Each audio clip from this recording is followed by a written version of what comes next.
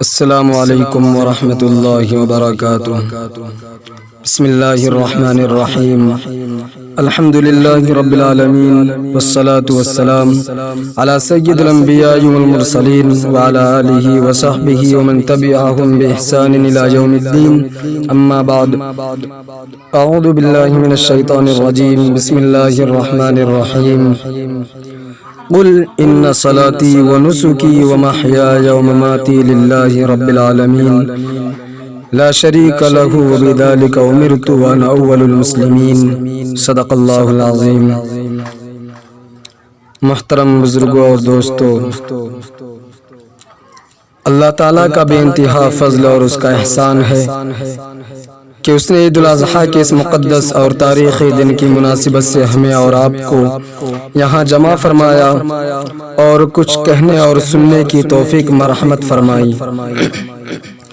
دعا فرمائیں کہ اللہ تعالی ہمیں قرآن و حدیث کی روشنی میں صحیح بات کہنے اور اس پر عمل کرنے کی توفیق عطا فرمائے، آمین۔ حضرات، یہ تو ہم سب جانتے ہیں کہ اللہ تعالیٰ نے ہمیں اس دنیا میں اطاعت و بندگی کے لیے پیدا فرمایا۔ حضرت آدم علیہ السلام سے لے کر خاتم النبیین سرور کائنات صلی اللہ علیہ وسلم تک کے انبیاء کرام کی پوری تاریخ شاہد ہے، گواہ ہے کہ اللہ تعالیٰ کی راہ میں جتنی تکلیفیں انبیاء کرام نے اٹھائیں کسی اور نے اس کی جھلک بھی نہیں دیکھی۔ جتنے امتحانات کی وادیاں اللہ کے محبوب رسولوں نے طے کر کے کامیابی حاصل کی، دوسرے انسانوں کے لیے وہ سوچنا بھی بہت بڑی بات ہے۔ اور وہ حضرات قرآن کریم کی اس آیت کریمہ کے حقیقی مصداق تھے، وَمَا خَلَقْتُ الْجِنَّ وَالْإِنسَ إِلَّا لِيَعْبُدُونَ۔ خود نبی کریم صلی اللہ علیہ وسلم کی زبانی کہلایا گیا، قُلْ إِنَّ صَلَاتِي وَنُسُكِي وَمَحْيَايَ وَمَمَاتِي للہ رب العالمین۔ اے میرے نبی، آپ کہہ دیجئے، دنیا کو بتا دیجئے کہ میری نماز اور میری قربانی اور زندگی اور موت سب اللہ تعالیٰ کے لیے ہیں۔ میرے بھائیوں، یہ قربانی تو ہم لوگ جانتے ہیں کہ ایک اہم واقعے کے تحت وجود میں آئی۔ میں واقعے کے تفصیل میں نہ جاتے ہوئے بس مختصراً خاکہ بیان کر دینا مناسب تصور کرتا ہوں کیونکہ وقت کم ہے۔ حضرت ابراہیم علیہ السلام کی پوری زندگی امتحان اور آزمائش سے بھری پڑی ہے۔ اللہ تعالیٰ نے آپ کو ایک بت گر اور بت پرست باپ کے گھر میں پیدا فرمایا۔ چاند اور سورج کے پرستار معاشرے میں آپ پلے اور بڑے۔ خدا نے اپنے جلیل القدر نبی کو بچپن ہی سے امتحانات کی وادی سے گزارا اور حکم دیا کہ اے ابراہیم، پہلے تو اپنے گھر میں میری خدائی کا اعلان کرو اور پھر نمرود کے دربار میں جا کر میری وحدانیت و حقانیت کا پرچم لہراؤ۔ چنانچہ حضرت ابراہیم علیہ السلام نے پہلے تو اپنے والد آزر سے پتھروں کو پوجنے کی وجہ معلوم کی اور پوچھا، یا ابتی لما تعبد ما لا يسمع ولا يبصر ولا يغني عنك شيئا۔ اے میرے والد، آپ کیوں ان بے جان پتھروں کی عبادت کرتے ہیں؟ کیا آپ نہیں جانتے یہ بہرے ہیں، سنتے نہیں ہیں؟ تم نے ان کی آنکھیں تو بنا دی مگر یہ دیکھ نہیں سکتے، اور یہ اتنے کمزور و بے بس ہیں کہ آپ کا ان سے کوئی فائدہ نہیں ہو سکتا۔ کیوں آپ ان کی پرستش میں لگے ہوئے ہیں؟ اتنا سنتے ہی آزر نے طیش میں آ کر کہا، غصے میں آ کر کہا، لئن لم تنتہی لارجمنک وہجرنی ملیا۔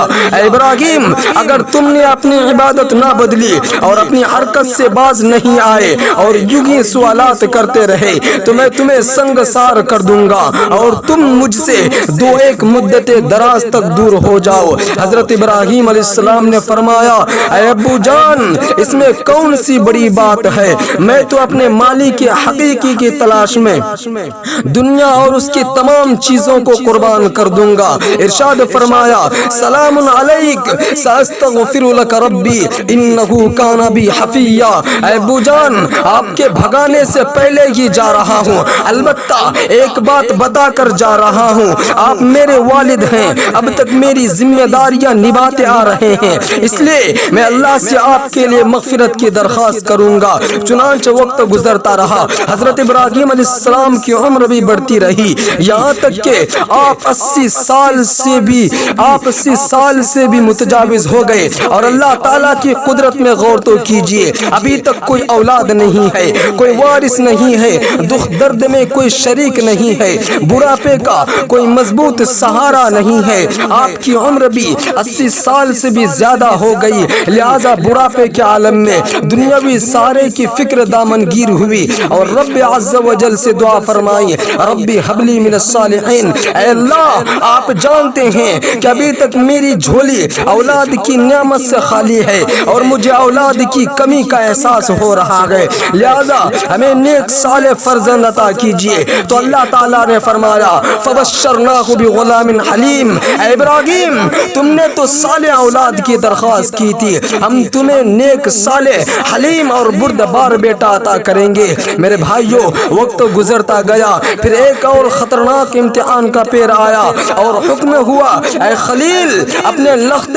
جگر کو میری راہ میں قربان کرو۔ تو حضرت ابراہیم علیہ السلام اپنے لخت جگر کو لے کر نکل پڑتے ہیں اور پوچھتے ہیں اے میرے لخت جگر ہاجرہ کے نور نظر، میں نے خواب دیکھا ہے کہ میں تمہیں اللہ کی راہ میں قربان کر رہا ہوں، چنانچہ تمہاری کیا رائے ہے؟ اطاعت گزار بیٹے نے فوراً کہا یا ابتی افعل ما تؤمر، اے ابو جان آپ حکم خداوندی کو بجا لائیے، آپ مجھے صابرین میں سے پائیں گے، ستجدنی انشاءاللہ من الصابرین۔ کسی شاعر نے کہا ہے سعادت مند بیٹا جھک گیا فرمانے باری پر، سعادت مند بیٹا جھک گیا فرمانے باری پر، زمین و آسماں حیران تھے اس اطاعت گزاری پر۔ چنانچہ حضرت ابراہیم علیہ السلام مقام ذبح پر پہنچ گئے اور نور نظر کو زمین پر لٹا دیا۔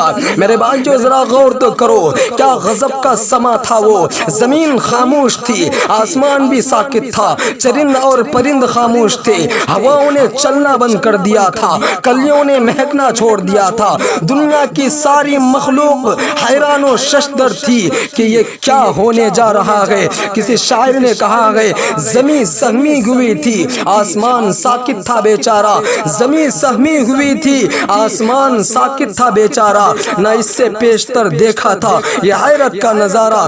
چنانچہ یہی وہ قربانی ہے جو حضرت ابراہیم علیہ السلام کی قربانیوں کا ثمرہ ہے، جو اس وقت سے لے کر آج تک امت مسلمہ کا شعار رہا ہے۔ اس لیے میرے دینی بھائیوں ہم بھی قربانی کریں اور شوق و رغبت سے کریں، پورے اخلاص و للہیت کے ساتھ کریں اور قرآن کریم کی اس آیت کریمہ پر یقین رکھیں لن ینال اللہ لحومها ولا دماؤها ولکن ینالہ التقوی منکم، جس کا مفہوم یہ ہے کہ اللہ تعالی ہمارے قلوب کو دیکھتا ہے نہ کہ گوشت کی مقدار کو۔